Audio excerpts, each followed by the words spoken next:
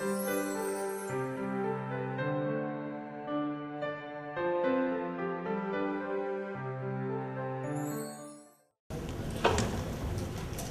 have the privilege of introducing to you Richard Koo.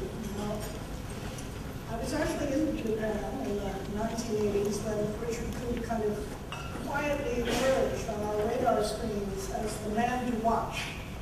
And the man to watch if you really wanted to understand what was happening in Japan. Now, you have to understand how extraordinary this was because this was Nomura Securities who hired the man who was to become their chief economist, and yet he was not deemed to be an insider. In fact, he was deemed to be a foreigner. So we foreigners were watching very carefully this young man as he emerged. And understand that Richard got most of his education in the US. He was educated at Berkeley in economics and poli-sci. Went on to Johns Hopkins where he got his master's and then became a doctoral fellow with the Board of Governors of the Federal Reserve. And at the time that Nomura hired him, he had spent his previous 3 years as an economist at the Federal Reserve in New York. But what was extraordinary about Richard is that over the subsequent 30 years, he gained the confidence of not just his own employer, but also the government of Japan. And I think where he really came into his own was in the wake of the collapse of the Japanese markets, when the government was desperately fishing for some insight as to what kind of recession was this and how were we going to get out of this mess. And I think the first time he sort of really emerges on the international stage is when, 10 years ago, this concept kind of emerged out of Richard's brain called a balance sheet recession. Now, this completely changed our thinking about recessions. And it changed our thinking about how governments should actually manage recessions. Because a balance sheet recession was a problem for the borrowers, whereas financial crisis recessions are typically problems for the lenders. And so what we have to appreciate is that in this balance sheet recession, that it did absolutely no good for the government to keep pumping liquidity into the markets, because the corporates were busy deleveraging. And what government really needed to do is just to keep the economic engines running during this leveraging process. Now, how does this connect to today? Because the next time I was to see Richard Koo speak, well, actually write, was in 2010. When Martin Wolf had that wonderful debate going on in the FT, the great austerity debate, and he had the economists lined up, and those pro-belt tightening and those for sort of government pumping money into the system. And out of the blue, he wasn't part of the FT debate, he actually came through the Economist. And he basically said, guys, we've got a different dynamic going on here. That in 2009, we had this fantastic V-shaped turnaround. That was in response to what was a financial crisis, where liquidity generation actually worked. But what we haven't addressed is what was going on as early as 2007, which was this balance sheet recession that's going on, this deleveraging of the corporates. And that has to be addressed with a very different strategy. So suddenly he comes into this debate with a very different insight. And we start to link, unfortunately, the reality that what we were looking at wasn't just the Japanese problem over here, but now what had become an American problem as well, a European problem. And I noticed that Richard has added another country to his assessment, a China problem. So Richard, over to you to help give us further insights on this ongoing discussion.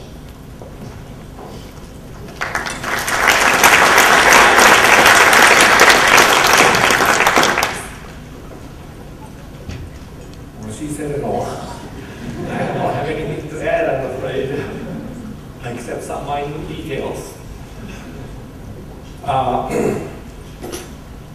Let me put it this way, the title of this conference, Investing in Uncertain Times.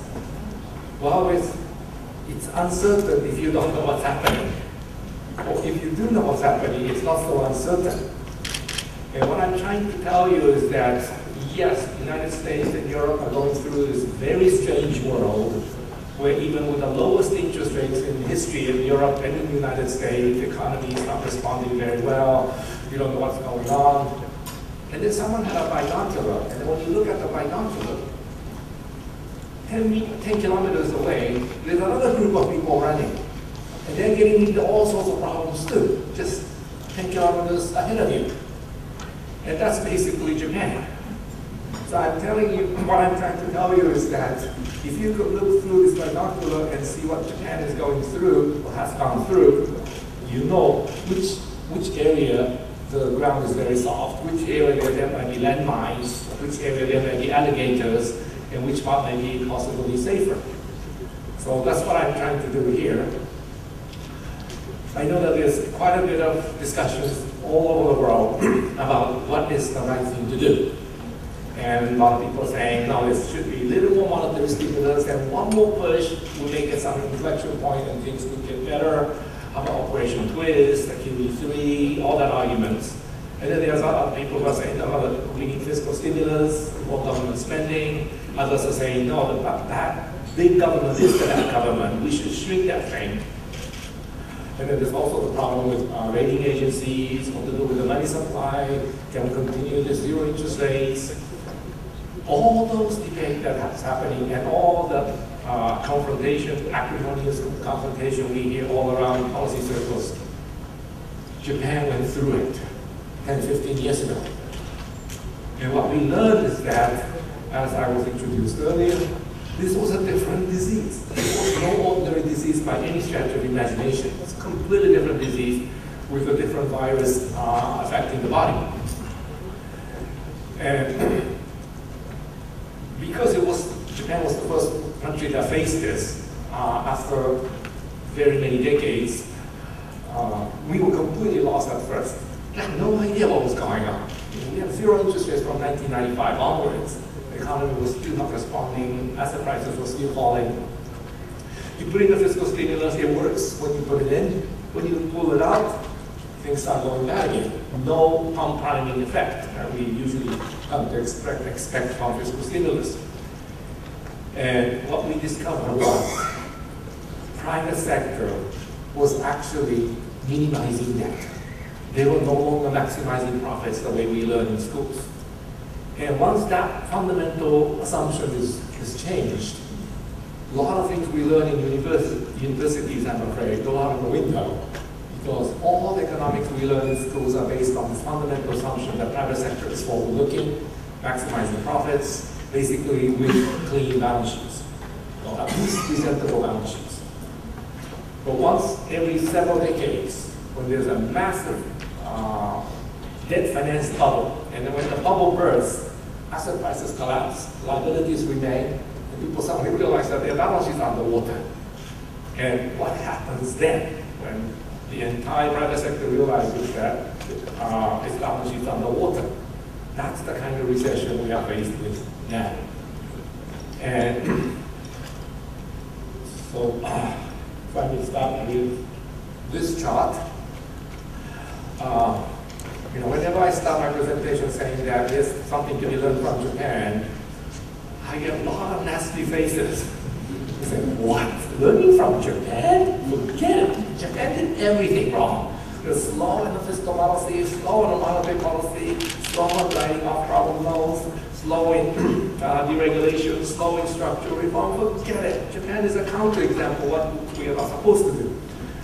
And so I have to set records straight on a few things. On that, I like to start with this chart, which shows what happened to U.S. house prices this time around compared to Japanese house prices in Tokyo and Osaka areas exactly 15 years earlier. And I think you would agree that both on the way up and on the way down, two are remarkably close. In fact, I was told by some people that this part where U.S. house prices finally bottomed, when I was giving a talk, maybe it was one of these talks at CFA, I was giving in Boston And a bunch of people came out after the talk and says, do you know why US house prices stabilized here? So many people have seen this chart on the web. He says, wow, Japanese house prices stabilized here, we can buy. I mean, that's what they told him. These are US real estate people. Now, I think they were giving me far too much credit for this chart, but you have to agree that the two move remarkably together. And this is the commercial real estate charts. On the commercial real estate, the Japanese increases are, of course, much more steeper, but on the way down, quite similar as well. And against this bursting of the asset price bubble, central banks all around the world dropped rates very quickly. Federal Reserve, where I used to work, dropped rates from 5.25 to 0, but the Japanese level of 0 is the fastest rate in Federal Reserve's history. But I would argue that the economic response has been remarkably slow. I used to run econometric models at the New York Fed, and we have this idea that the US economy is very much more interest sensitive compared to the continental European economies and the Japanese economy, because in the US you can lay off workers quite quickly, so the economy tends to respond much more quickly to all these monetary signals, either on the way up or on the way down. For that economy, which is supposed to be very interest sensitive, to have unemployment rate at 9.1% with full 3 years of 0 interest rates is completely unthinkable. Under ordinary circumstances, you bring rates down to 0 in the United States and keep it there for 3 years. We should be seeing 3 or 4 bubbles by now. Unemployment rate maybe 2% or even 1, not 9.1. And yes, industrial production did recover, but it's still at the level of 2005. Long ways to go before it reaches the previous peak. And this is a European picture. Industrial production back to the level of 2006, but unemployment rate, this is the latest, 10.2% now, the latest numbers. Even with probably the lowest interest rates in continental Europe. And even this chart is rather misleading, because if you look at individual countries, this is what you get. The German industrial production is all the way back to the level of 2008, already surpassed the previous peak. No wonder Mrs. Merkel is so confident, because she is sitting on this economic performance. But when you look at where France is, 1999, level of industrial production more than 10 years ago. Italy, 1994, Spain, 1997. Long ways to go.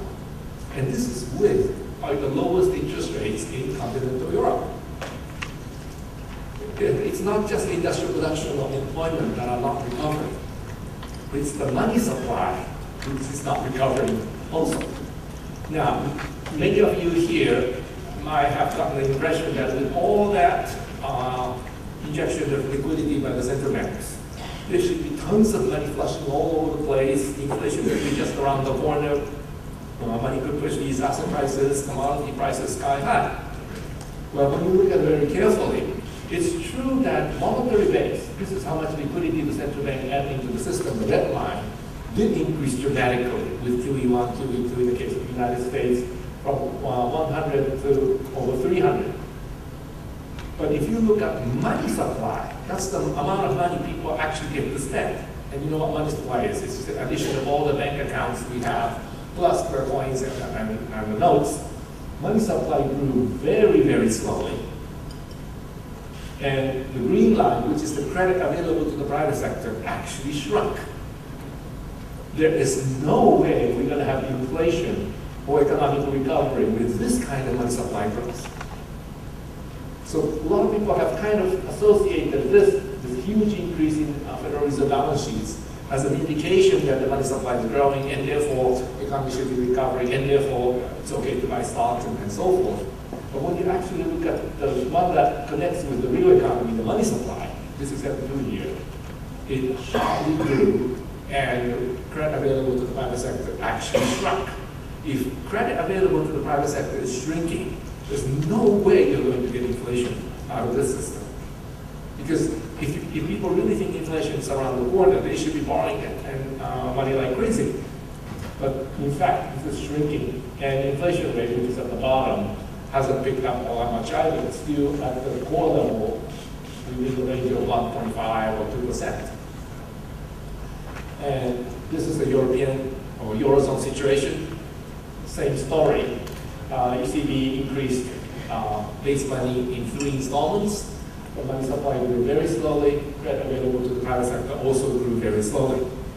And inflation rate, of course, remained at the CPI core very low levels. And finally, this is UK. I know there's someone from the Bank of England, so I have to be careful here. Well, first of all, I should mention that we learn in universities that these 3 lines are supposed to move together, right? If the central bank increases liquidity in the system by 10%, money supply is supposed to grow by 10%, and credit available to the private sector also growing by 10%. And if you look at all the previous ones, before the shock, all 3 were moving together. But after the shock, all 3 are moving in all over the map. And same thing in the UK. Before the shock, 3 were moving more or less together. But once the shock hit, Bank of England Governor, Mr. Martin King, said, and this one I have to say here because I'm from Japan, he said something close to something like, we are not going to be like the Japanese. We cannot do it very quickly. We're going to increase money supply, and we're going to increase quantitative easing. We're going to increase money supply, and we're going to get the UK economy out of the mess very quickly. And those of us in Japan said, okay, try it. So he did. Massive increase in QE, quantitative easing, all the way from 100 to 250 something. But look what happened to money supply. Hardly grew at all, and credit available to the private sector actually falling. There's no way UK is going to get the economy out of mess through these monetary measures. And this is what we went through in Japan for the previous 15 years. As you can see, Bank of Japan, I picked October 1997. This is kind of arbitrary, but since October 1997 is when Japan stopped experiencing banking crisis, I just picked that date. After we hit the banking crisis, Bank of Japan increased monetary base dramatically from 100 almost to 250, but money supply grew very, very slowly. Credit available to the private sector actually fell, and we know what happened to our inflation rate. We didn't get that. We actually have some of the inflation here and there. How do we get this result?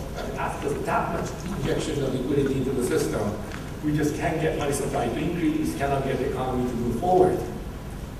Well, if you look at this in detail, this is the amount of money Japanese companies raised from both the capital market and the banking system.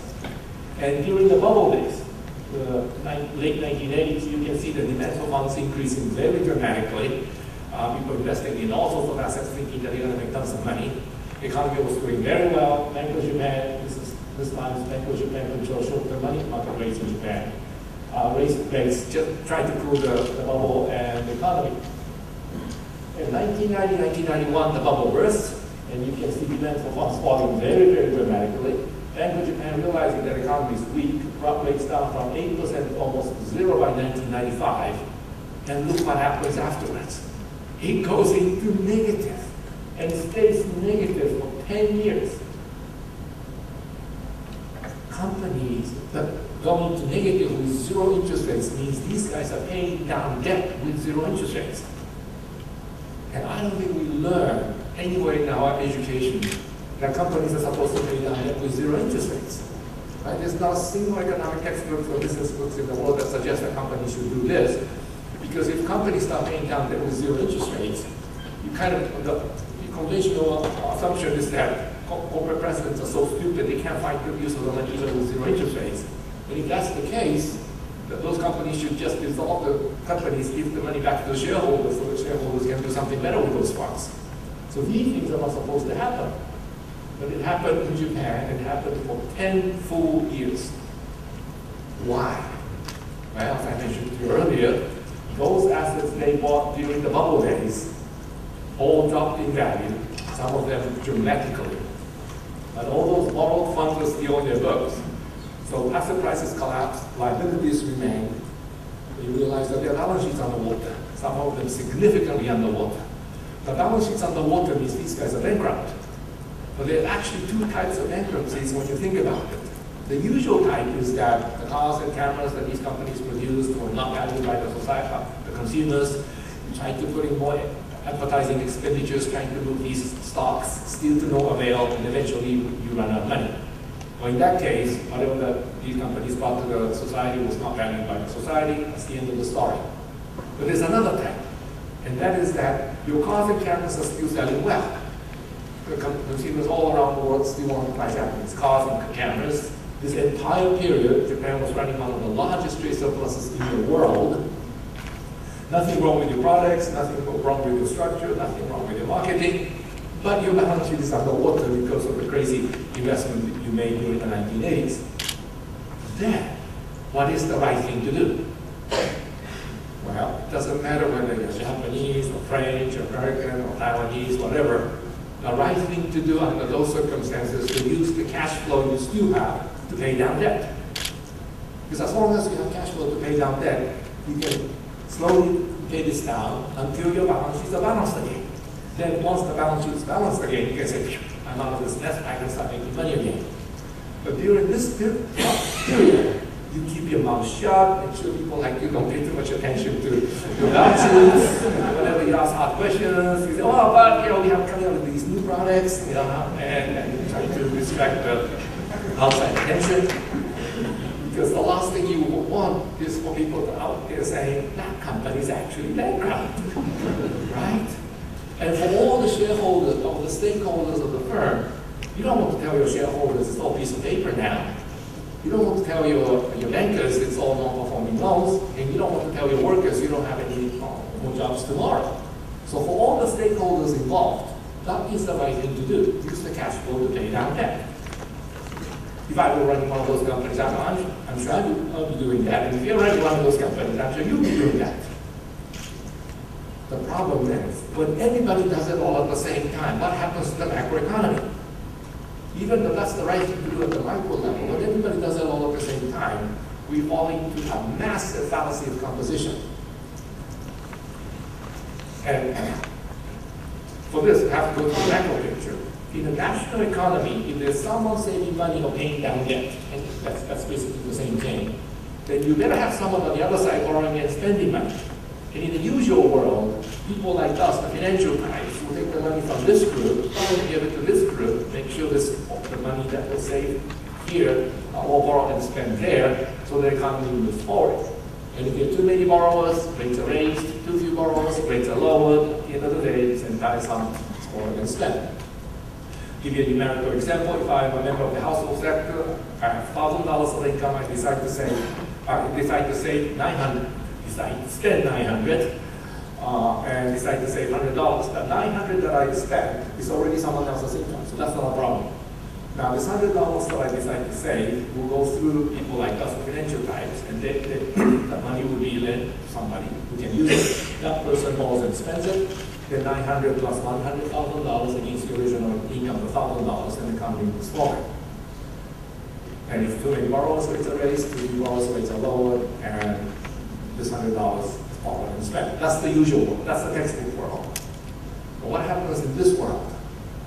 I have $1,000 of income, I spend $900 myself, then decide to save $100.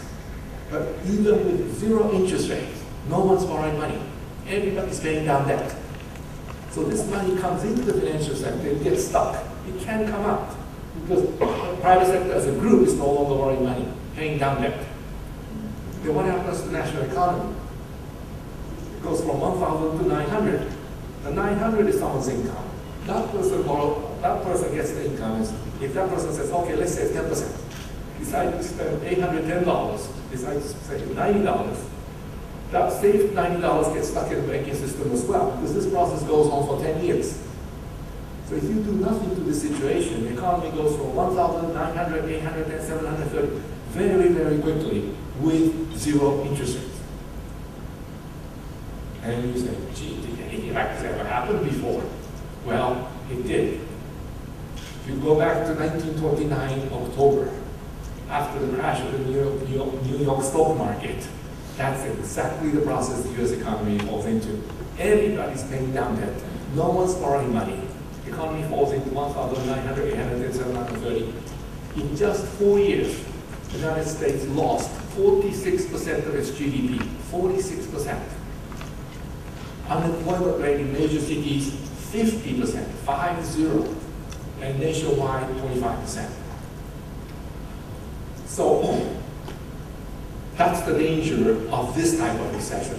I call it balance sheet recession because everybody's looking at balance sheets, no one's looking at making profits and so forth. Now, if you look at some of the numbers on the Japanese debt repayment here, it's bigger years, it's over 30 trillion yen a year. 30 trillion yen is 6% of Japan's GDP.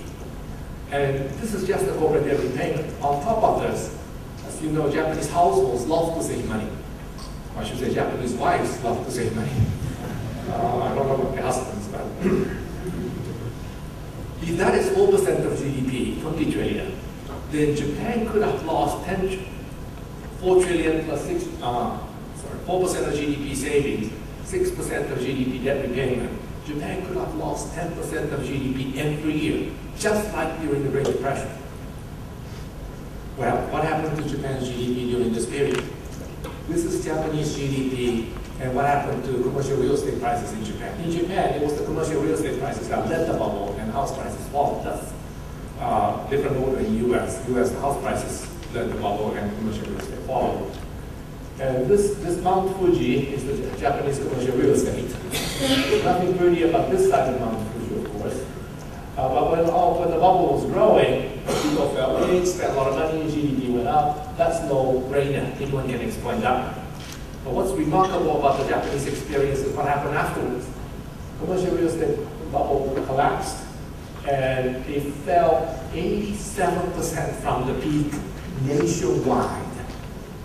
Now try to imagine Paris down 87, all other French towns down 87.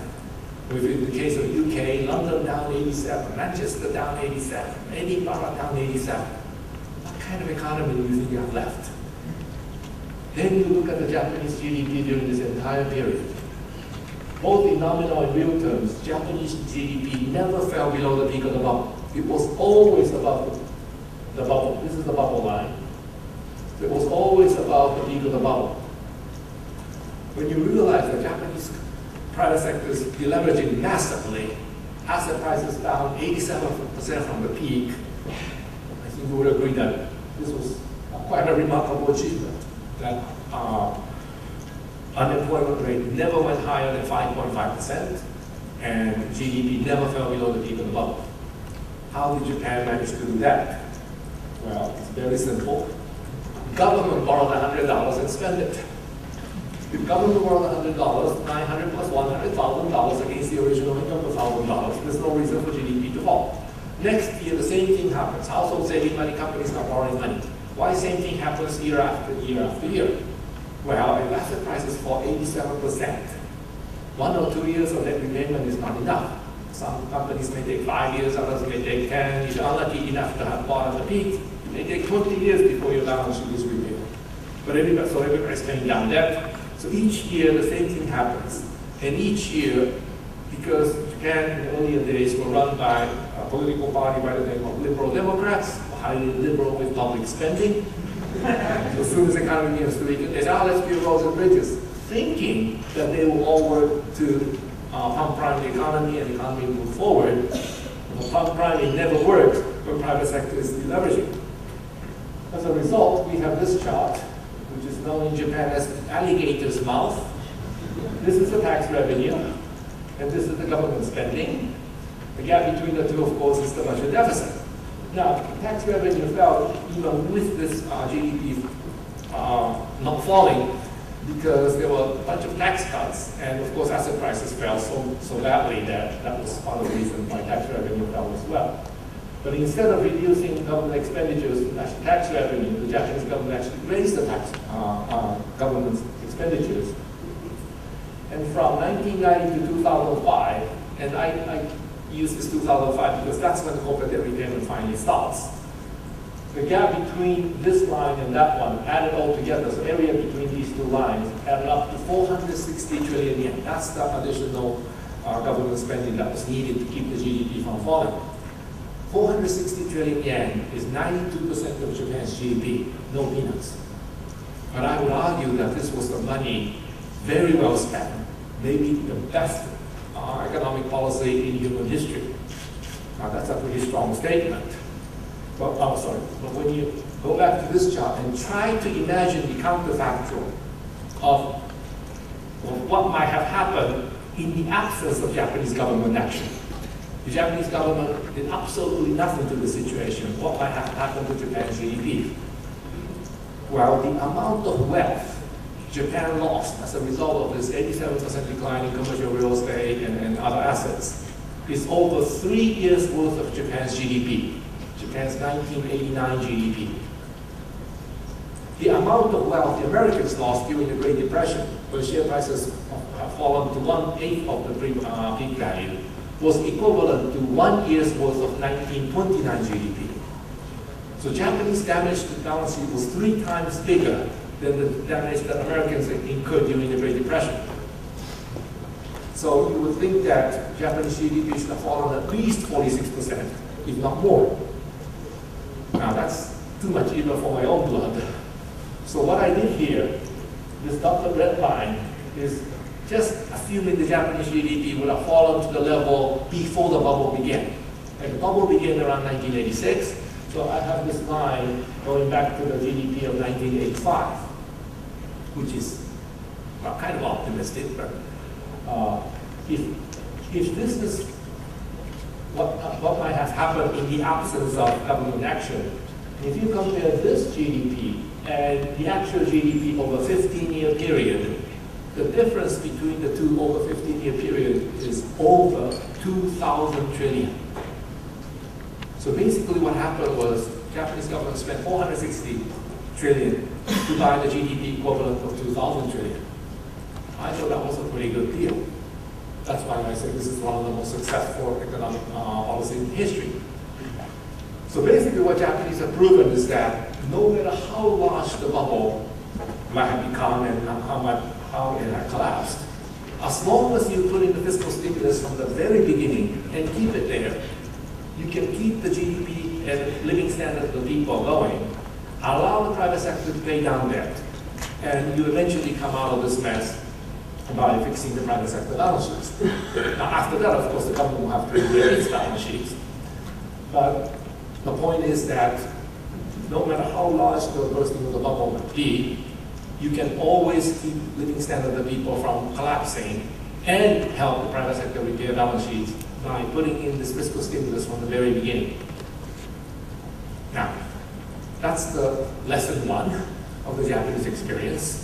And I'm happy to tell you that this lesson was actually learned by the G20 countries, because there was an emergency G20 meeting held in Washington 2 months after the Lehman shock. That was November of 2008.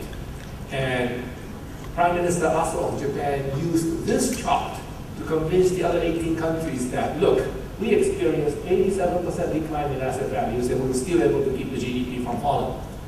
The world hasn't experienced anything like 87% decline in asset values. If all these countries put in the fiscal stimulus right now, we should be able to keep the world economy from collapsing.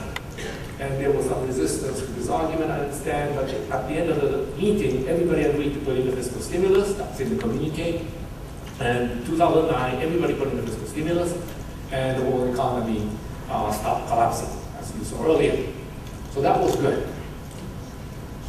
And unfortunately, there's a second part to the Japanese lesson, and that is that if you look at this Japanese GDP carefully, there are 2 bouts of negative growth, 1997 and 2001. And if you're sitting at this part of the world and you try to remember what happened in 1997, 2001, you will say, that's Asian currency crisis versus the IT bubble.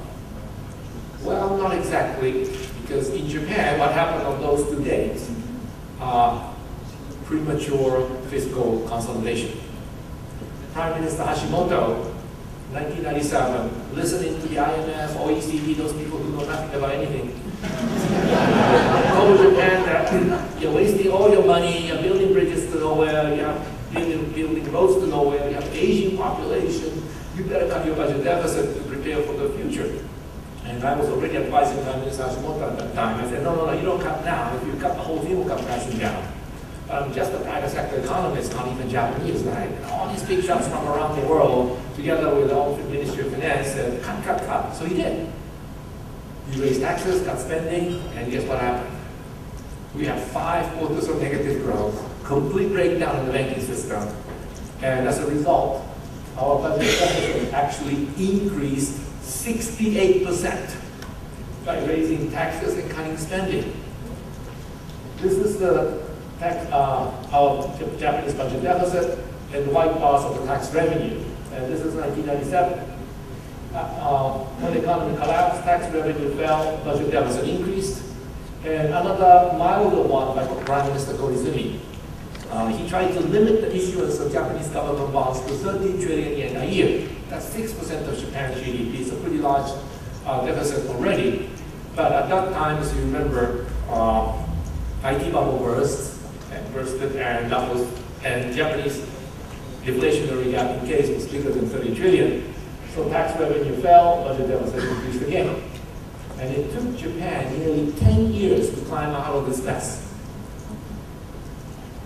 So the point is, the second lesson is that if you are in this type of recession, you must maintain the fiscal stimulus until private sector balance sheets are repaired. Because if you pull the plug in the middle, the whole thing will come crashing down. And then you have to put in so much more to get the economy back up again. Now, that lesson, I'm afraid, is not learned around the world. Because if you go around capital cities, whether it's Washington, perhaps even in Paris as well, UK, Madrid, everywhere, everybody's trying to cut budget deficit, right? But if the private sector of those countries are already in the profit maximizing mode, then that's not a problem. But if they're still on the debt minimization mode, then we have a problem.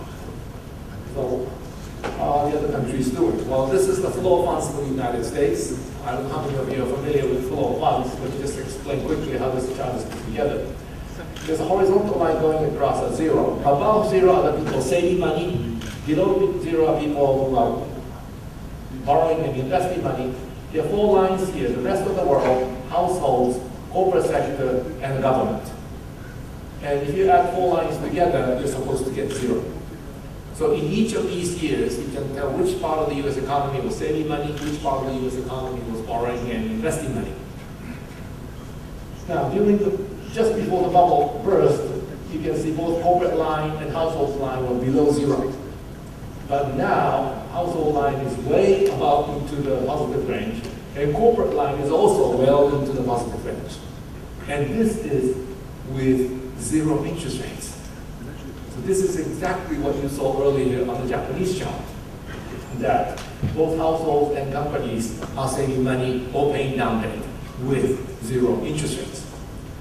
And this jump from the bubble, let's say fourth quarter 2006 to the most present period, is over 9.3% of US GDP. The US is no longer a low savings country. It's a pretty substantial savings country. And during this period, the budget deficit in the United States increased by 5.8% of GDP, which is still less than this one. So in some sense, yes, US budget deficit is large, but not large enough to offset what's happening in the private sector. But what happens is that everybody's looking at this green line, the government line, and say, wow, the budget deficit is so large, 10% of GDP, we cannot use our grandchildren's credit card, but we have to cut budget deficit. But when you look at what's happening to the private sector, you get a completely different conclusion that perhaps budget deficit should be even larger to stabilize the US economy. How about the UK? Same story. During the bubble days, households in the UK were borrowing huge sums of money. UK corporates were already above 0, but once the bubble burst, corporate savings in the UK jumped up even higher. Households jumped up into the positive range as well. And this is also with about the lowest interest rates in UK history.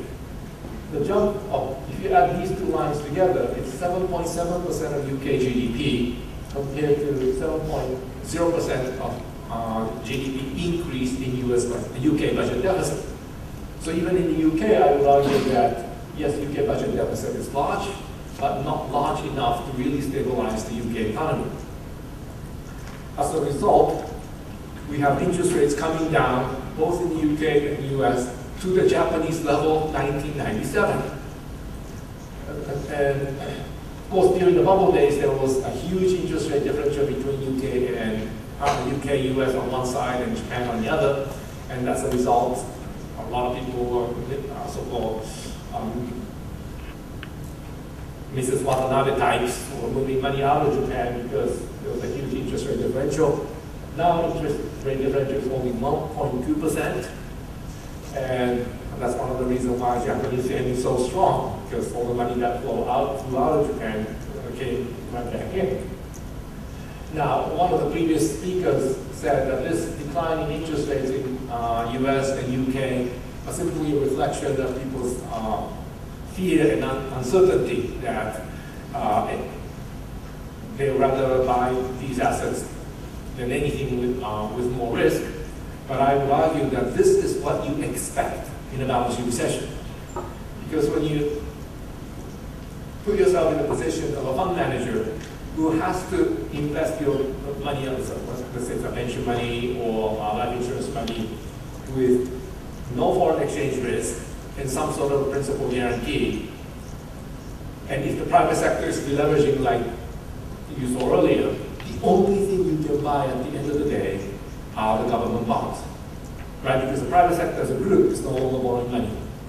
And if you buy equities, then you incur principal risk. If you buy foreign bonds, you incur exchange rate risk. So if certain amounts of money you have to invest in those assets with no foreign exchange risk, no principal risk, then you have to buy government bonds. And that's the reason why government bond yields come down to ridiculously low levels during balance sheet recessions. And that, of course, happened in Japan first. But now everybody's joining the crowd, and as you can see, rates have all come down to Japanese levels. Now, as all of you are aware, that is not the story in the Eurozone. This is what's happening in the Eurozone, and rates are all over the map. Now, in the case of Greece, I'm afraid I don't have too much sympathy for what happened in Greece, because in the case of Greece, it's not a balance sheet recession. I mean, government was running crazy fiscal policies, and they are paying the price. But for the rest of Eurozone countries, or Eurozone as a whole, this is the flow of funds for the Eurozone as a whole. You can see that corporate line is about zero, household line is about zero, both with the lowest interest rates in Eurozone's history. The entire Eurozone, in some sense, is about in balance sheet recession. And if you look at individual countries, this is a picture for Spain. Spanish households, Spanish corporates were both well below zero during the bubble days, but now both of them are above zero. And if you add the two lines together, the change from the lowest to the highest point, 17% of Spanish GDP. So those Spanish private sector who was borrowing and investing money suddenly decide not to do that and use the cash flow to pay down debt. And that increase is 17% of Spanish GDP. So if nothing was done to this situation, Spain would have lost GDP equivalent to 17% of GDP. Against that, the Spanish government, which used to run a budget surplus during the bubble days, had to increase budget deficit, and that increase was 17% of Spanish GDP, but not enough to offset the 17% increase in private sector savings. So of the 17% GDP equivalent increase in private sector savings, Spanish government took the 11% of that, put that back into the income stream, but there's still a lot left, and that's why I'm afraid Spain is suffering from 21% unemployment rate today. Same picture in Ireland, even worse. The jump from the lowest end to the highest end is over 21% of Irish GDP. And of course, Ireland increased budget deficit to the tune of 17% of GDP, but not enough to offset that one. And as you know, Irish GDP is more than 10% down in real terms, 20% down from the peak in nominal terms. Almost a Great Depression scenario. Picture in Portugal, similar. Although in the Portuguese case, corporate line is still below zero, but compared to the bubble days, households and companies increased savings to the tune of 8.5% of GDP against increasing budget deficit of 6% of GDP. So even for Portugal, I would argue that yes, Portuguese budget deficit is large, but not large enough to offset what's been happening to the private sector. Now, if these were individual countries and not part of the Eurozone, their rates should also come down to the level that we see in the UK and the US, right? Because there's so much savings generated in the private sector. This money has to go to the government bonds, and the government bond yield should have come down. But as we all know, that's not what's happening. Government bond yield in those countries have skyrocketed. Why do we get that in the Eurozone? Well, we get it for a very simple reason. If you're a Japanese fund manager or the UK fund manager or the US fund manager, and you have to buy something with no foreign exchange risk, some principal guarantee, and if private sector is deleveraging, you have only one choice left. You have to buy your country's government bond. But in the Eurozone, you don't have to buy your own country's government bond. You can buy German government bond, you can buy Dutch government bond. And so people are looking at this huge increase in, let's say, Portuguese deficit. And as a Portuguese fund manager said, no, I don't want to buy a Portuguese government bond, I'd rather buy German government bond. And this shift can only happen in the Eurozone. It doesn't happen in any other country. But in the Eurozone, if you're a fund manager in Spain, a fund manager in Greece, and if you're in this kind of situation, you want to move money to where it's much safer. And that is exactly the opposite of what was happening exactly 5-6 years earlier. 5-6 years earlier, it was the German banks and the French banks who were saying, gee, I don't want to be just earning these very low rates. If I just go to Spain, if I just go to Greece, I can get so much higher rates with no foreign exchange risk, with principal guarantee. Why not? So there was this huge flow of funds from Northern Europe to the peripherals 5-6 years earlier. And then once the bubble burst, this money is coming back. That's basically what we're observing now. And what is sad is that if this money that's coming out of Spain, coming out of Portugal, coming out of Greece, entering Germany and Holland, if the German government then borrows and spends it, then of course Eurozone economy as a whole will be doing much better, and maybe Spain and Portugal will get some trickle-down effect. But this money that's falling into Germany and Holland are not being utilized because German government also wants to cut budget deficit to meet the Maastricht Treaty limit of 3%. Dutch government is also doing the same. So the Eurozone as a whole is shrinking very rapidly because the money that's supposed to be utilized in Spain are not utilized in Spain. It's moving to Germany, and then it gets stuck in Germany because the German government is not borrowing and increasing its expenditures. So that's basically, in my view, the Eurozone problem. This crazy shift of money within the Eurozone that doesn't happen anywhere else. So, a lot of people talk about a sovereign debt crisis. I say, no, there is no sovereign debt crisis. We only have Eurozone debt crisis because of this crazy shift. If you are ordinary countries, the money will stay in the country. That brings the government bond yields down, and that allows government to borrow and spend to keep the economy going. But that doesn't happen in the Eurozone because of this crazy flows of capital. So what can we do about it? Well, I have suggested that one way to control this problem is to introduce a new rule, and that rule should say for members of Eurozone, member countries of Eurozone, are only allowed to issue government bonds to its own nationals. So French government can sell French government bonds only to the French nationals. Greek government can only sell Greek government bonds to the Greek nationals. If that rule were in place 10 years ago, none of the things we are experiencing today would have happened. Right? Because Spanish funds cannot go to the German government bonds, and the German banks cannot buy Spanish government bonds because those would be prohibited.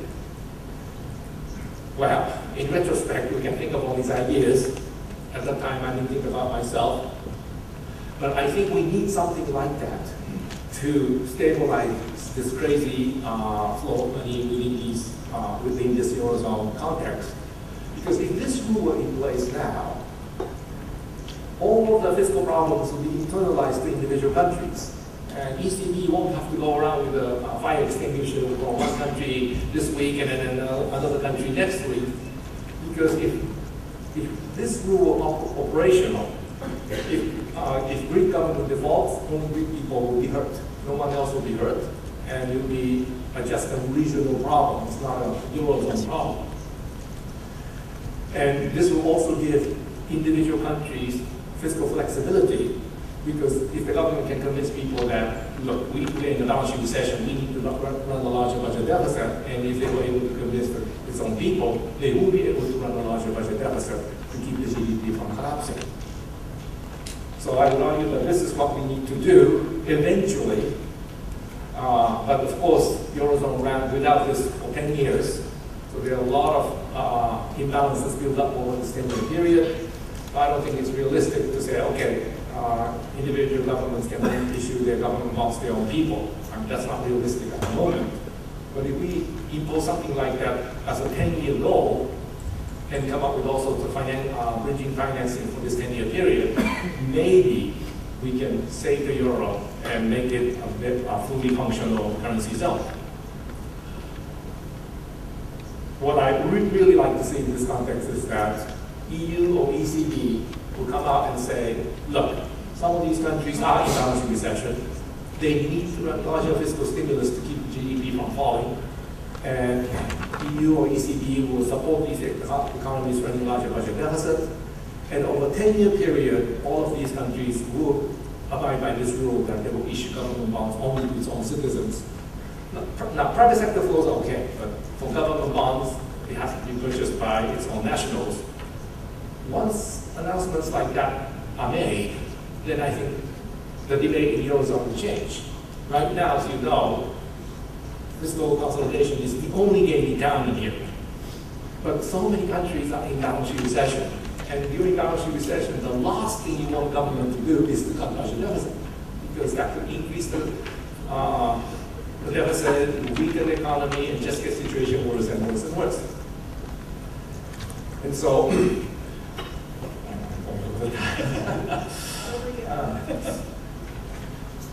so I think we need a new rules here to match the times.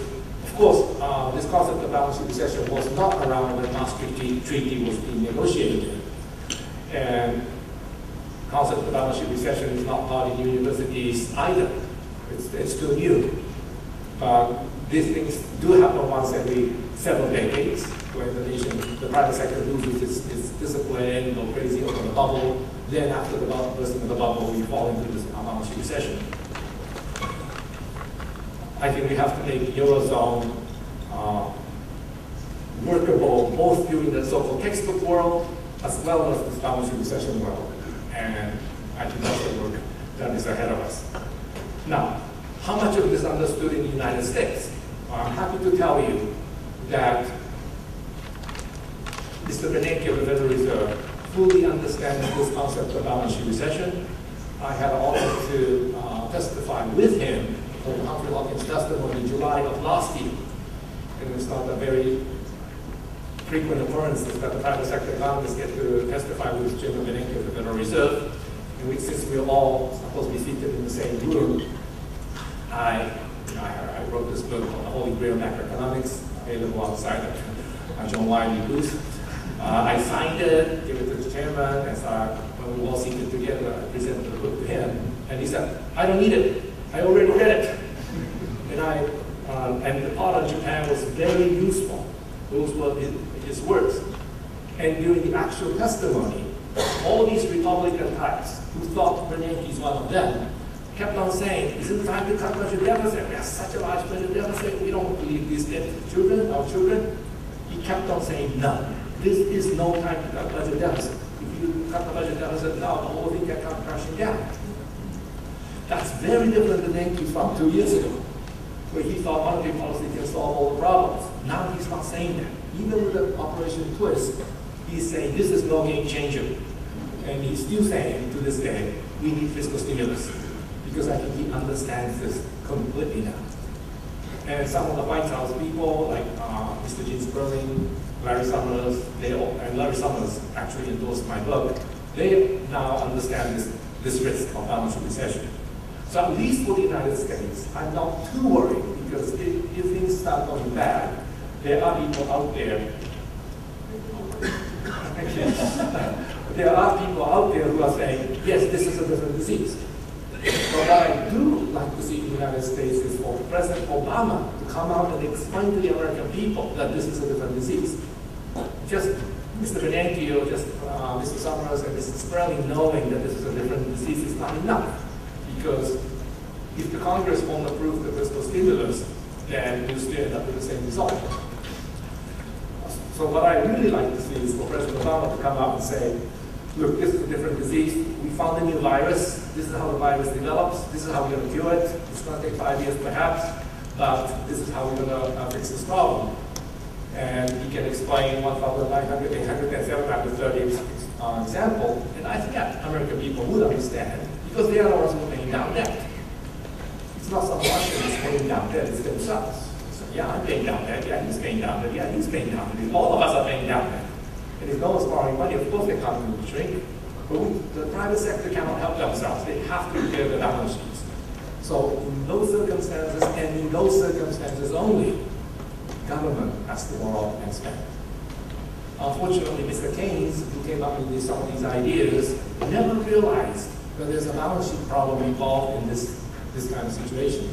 So he never specified that only during balance sheet recession that you're supposed to use fiscal stimulus. And so for the 1940s, 1950s, 1960s, government basically abused fiscal stimulus, lost credibility, and as you know, fiscal stimulus was a very bad name. But once we think it all through, it's only when private sector is hurt, balance sheets underwater, that's the time that you have to use fiscal stimulus. Let me skip a few charts. Unfortunately, it's very difficult to maintain fiscal stimulus in a democracy during peacetime. If it's at the dictatorship, if the dictator says we're going to run a fiscal stimulus, you can run it. And one country that's doing exactly that is China. China understood this long ago, and because they were so worried that the bubble could cause all sorts of problems, they read my work, they invited me to speak to their people, I briefed their economists, and when the Lehman shock hit, China was headed toward the perfect balance sheet recession. House prices are falling, equity prices are falling, but just 4 days before the November 2008 emergency G20 meeting, Chinese government announced 4 trillion yuan fiscal package, 17% of Chinese GDP, and implemented right away. And when that happened, when Chinese government said, we're going to maintain 8% growth, the whole world was laughing. 8%, forget it. A year later, China was running 12% growth, and no one was laughing. So if you're in this situation, and if you're a dictator, you can maintain this fiscal stimulus, that's how you come out of these things quickly. Unfortunately, in democracies, it's very difficult to do. Because if one side is for fiscal stimulus, the other side is always for fiscal consolidation. You go back and forth, for all sorts of crazy reasons that people think about. And I was actually invited by Cambridge University, King's College, where Keynes was a year and a half ago. And I told the audience, the academics, that in democracy during peacetime, it's very difficult to maintain fiscal stimulus. An elderly professor came up to me after the talk and says, you know what? Where you are standing right now, Keynes said exactly the same thing in 1940. So even Keynes in the late 90s were bashed for talking about fiscal stimulus, digging the digits and filling them up, all that kind of stuff. And I've been saying that just in Japan for the last 15 years. Last 10 years, I've been barred from appearing in Japanese television. It's all this guy's crazy talking about fiscal stimulus all the time. It's that unpopular. And we see this already in the election results. Midterm election, Obama lost it. He did the right thing and he lost it. Mr. Gordon Brown, he did the right thing and he's already out of office. It's very difficult to maintain fiscal stimulus in a democracy during peacetime. And so I expect a recovery to take some time.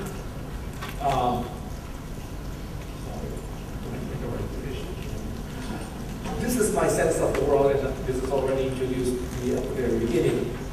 The bubble burst in 2007 all over the world, or at least on both sides of the Atlantic Ocean, and the economy began to enter what I call balance sheet recession.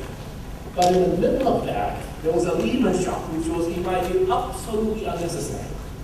I say absolutely unnecessary because I used to handle a major banking crisis in the United States in 1982. For those of you who are old enough to remember, it's called Latin American debt crisis, where everybody from Mexico, Argentina, Brazil, Venezuela, Chile, all went bankrupt, all within a couple of weeks. And American banks who lent tons of money to these countries all went bankrupt with it.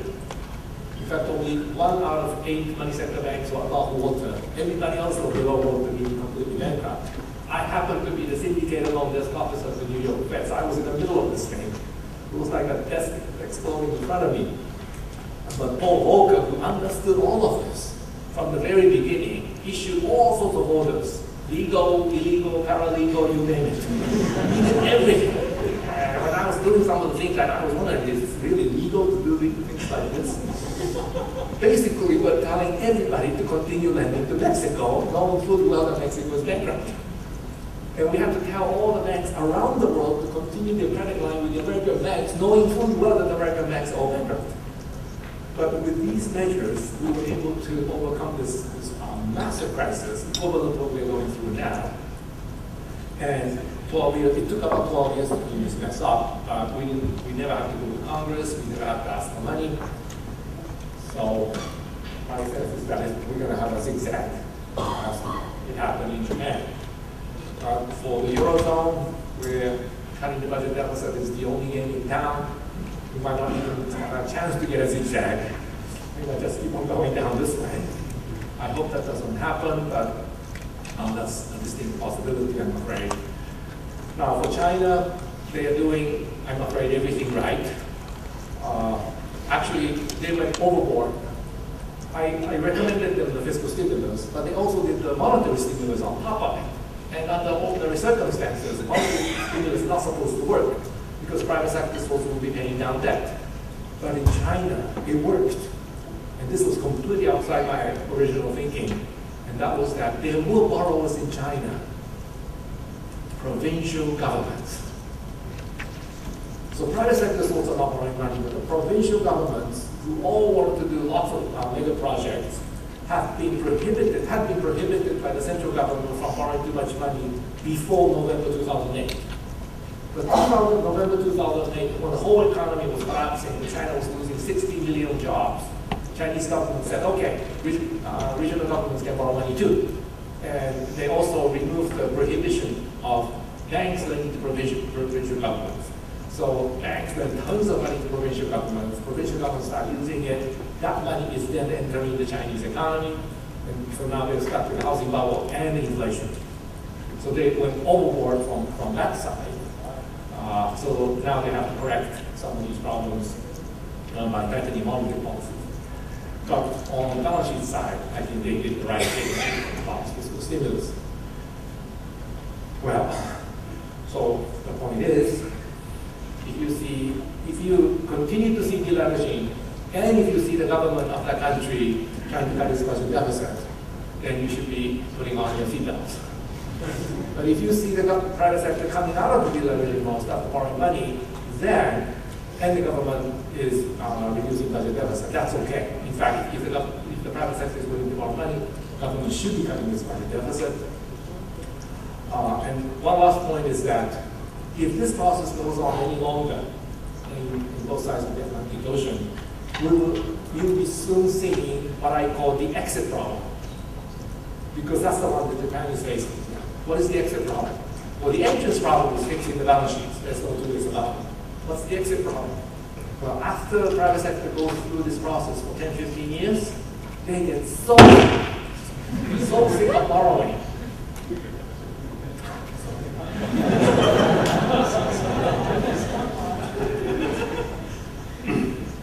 So sick of borrowing, they won't borrow money at any interest rates, even with clean balance sheets.